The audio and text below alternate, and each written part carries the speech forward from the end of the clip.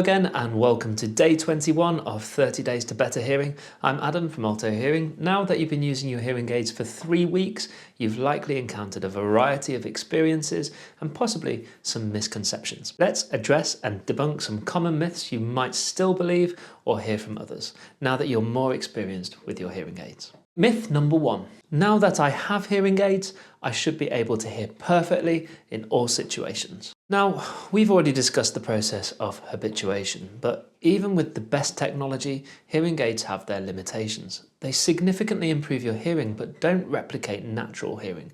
In extremely noisy environments or in situations with a lot of background noise, it can still be challenging to hear perfectly. And it's normal and part of the adjustment process as you and your audiologist fine-tune your devices to work best for you. Myth number 2. I only need to wear my hearing aids occasionally. To maximise the benefit of your hearing aids, consistent use is key.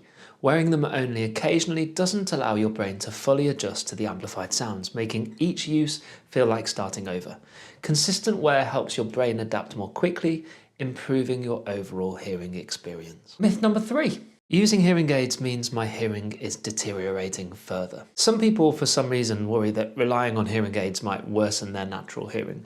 In reality, hearing aids assist you and help you engage more with your environment, and they assist in preventing the auditory deprivation effect, where unused auditory pathways degrade over time. Myth number 4. I've had my hearing aids fitted, so I don't need to see my audiologist anymore. Ongoing follow-up appointments are essential. Your hearing needs may evolve and your hearing aids might require adjustments or updates. Plus, regular maintenance checks ensure your devices are in top working condition.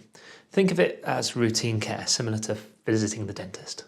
So that's it from me today. See you tomorrow for day 22.